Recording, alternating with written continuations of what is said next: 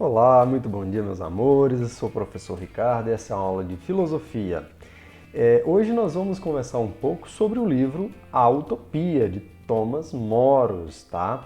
Como na última aula eu já tinha recomendado a vocês fazerem a leitura do livro e também fazerem um resumo do livro no caderno e que eu pedi que somente na semana que vem vocês estivessem com isso, hoje eu quero comentar um pouco sobre o que é o livro, sobre quem é o autor deste livro e na semana que vem a gente vai fundamentalmente lá para o texto do livro, tá bom? Então essa aula vai ser um pouco rápida e pequena, mas é para a gente entender e contextualizar esta obra. Vamos lá então? Vamos sim. Bem, a Utopia, né, é escrita por Thomas Moros. Thomas Moros é um autor renascentista. Ele viveu no século XVI, mais ou menos na época quando o Brasil estava sendo encontrado pelos portugueses, né? Estava sendo meio que invadido aqui pelos portugueses, pelos europeus. Nesta época, a Europa ela passava por um momento de mudanças culturais bastante profundas, tá? Nesta época, o período medieval, né, a era medieval estava acabando, né, estava se findando, e aquelas estruturas sociais, econômicas, políticas que existiam na Europa feudal, medieval, estavam acabando. E dentro do pensamento filosófico estava sendo desenvolvido um novo modo de analisar o mundo, analisar as coisas, de pensar sobre o ser humano, de pensar sobre a realidade. Isso ficou conhecido como um movimento intelectual renascentista e também um forte interesse em pensar no ser humano como centro da racionalidade, né? O ser humano como o fundamento para se conhecer o mundo, né? Essa perspectiva, né, chamada de humanismo, né, como dando esse grande crédito ao ser humano. Os renascentistas, eles gostavam muito de relembrar-se das grandes teorias e perspectivas artísticas e filosóficas lá da Grécia Antiga. Eles achavam que os filósofos gregos clássicos, eles deveriam ser revisitados, deveriam ser novamente estudados. E não foi diferente com o Thomas Moros. O Thomas Moros era um renascentista, era um humanista, que gostava de pensar que as estruturas morais, as regras da sociedade na qual ele vivia, poderiam ser modificadas para tornar a vida das pessoas melhor, para fazer com que as pessoas conhecessem mais sobre o mundo. O Thomas Moros viveu na Inglaterra, tá? E ele foi um filósofo bastante conhecido do seu tempo. Ele chegou a ser um chanceler lá na corte do rei Henrique VIII. Rei Henrique VIII, que era da dinastia Tudor, um rei absolutista, era um rei que mandava demais. Ele realmente tinha características de um rei tirano. Mas o Thomas Moros chegou a ser, inclusive, um general, né, e um chanceler, braço direito de Henrique VIII. Bem, aconteceu algumas coisas lá nesta época, como por exemplo o fato de que Henrique VIII ele estava em vias de finalizar, né, o seu matrimônio com a rainha Catarina. E para isso ele precisava de se divorciar. Mas como a Inglaterra era um país católico, né, e dentro do catolicismo isso não era permitido, o rei Henrique VIII, dentre outras tensões que ele começa a ter com outros países ali na Europa, ele se desvencilha, né? Ele se separa da Igreja Católica e ele cria uma igreja própria lá dentro da Inglaterra, né? Que é o anglicanismo, né? A Igreja Anglicana. Quando ele fez isso, ele começou a querer que as pessoas que vivessem lá na Inglaterra fizessem o juramento de valorizar o anglicanismo, a religião anglicana, né? E de deixarem de ser católicos. Muitas pessoas fizeram isso, se tornaram então anglicanas, da igreja anglicana e não eram mais católicos. Só que o Thomas Moros, né, ele então, nessa época, ele deixou de participar do governo, ele saiu fora do governo, o que já levantou uma certa suspeita do rei. E também o Thomas Moros não aceitou fazer o juramento anglicano, ele era muito fiel ao catolicismo. E isso gerou o seguinte, o Thomas Moros acabou sendo acusado de infidelidade em relação à Igreja Anglicana e, portanto, ser um traidor da nação. E ele foi condenado à morte e acabou, né, morrendo em função desta condenação do rei Henrique VIII. Então eles eram amigos, mas depois deu ruim para o nosso autor Thomas Moros. Enquanto ainda era vivo, obviamente, escreveu este livro, A Utopia. Sabe que este livro é um livro assim bastante bem-humorado. É um livro que chega a ser às vezes até engraçado. Isso causou também um certo desconforto da sociedade inglesa, porque em muitos momentos dá para se perceber na leitura do texto deste livro que o Thomas Moros está satirizando, está ironizando a cultura, a sociedade inglesa.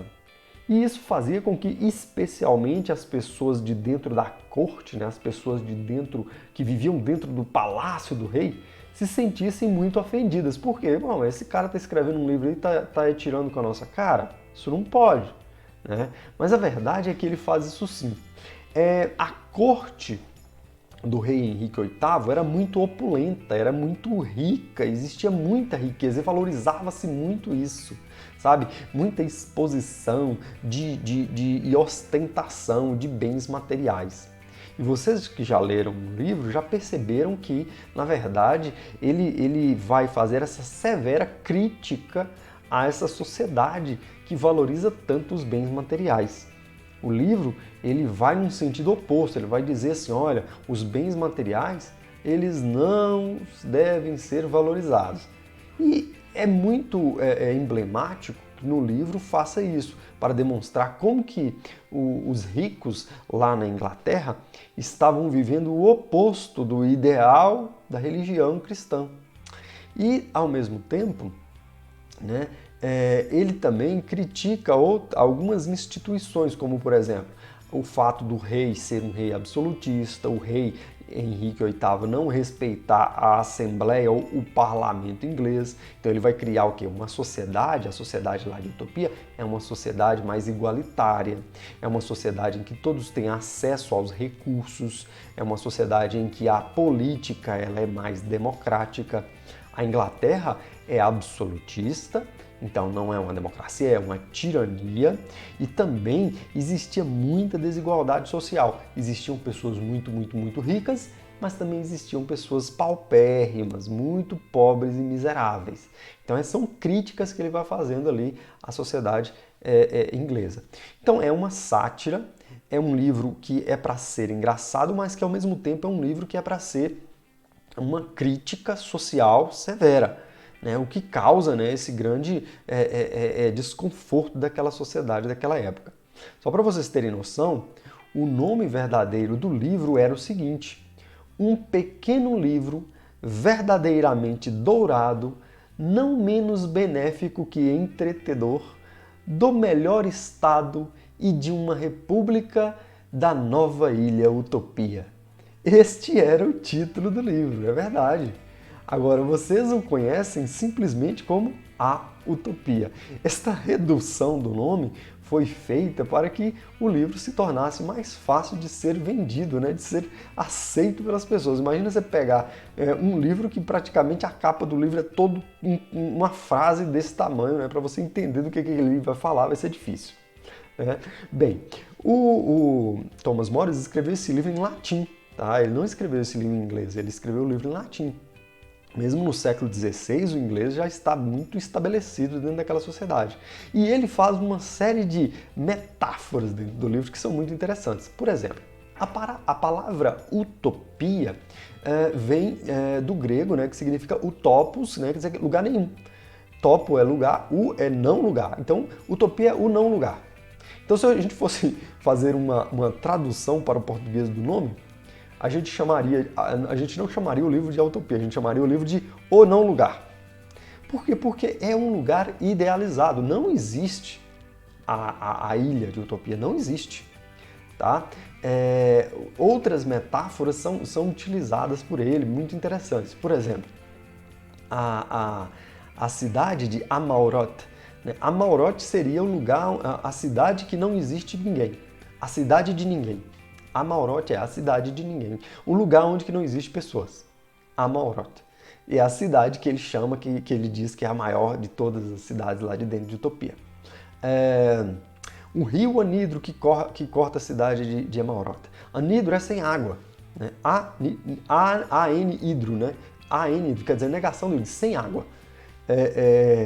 O rio sem água. Quer dizer, o tempo todo ele está demonstrando que ele está apresentando um lugar, mas este lugar ele não existe, é um lugar sem lugar.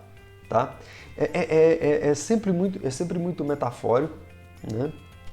Para exatamente demonstrar como que seria uma sociedade ideal. E como que essa sociedade ideal seria diferente da sociedade real. Né? Como que seria diferente da sociedade real. Né? E aí eu quero que vocês pensem um pouco sobre isso, né? Na hora de fazerem o texto de vocês. Né? Na próxima aula eu vou entrar especificadamente no texto do livro para a gente entender um pouco dessas instituições, né? A estrutura ali de utopia. Mas eu queria só finalizar dizendo o seguinte: a utopia é uma sociedade muito diferente da que nós temos. É uma sociedade em que não existiria a desigualdade social.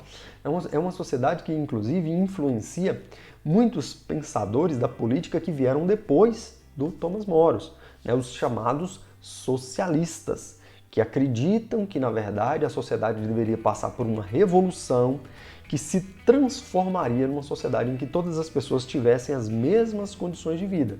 Né?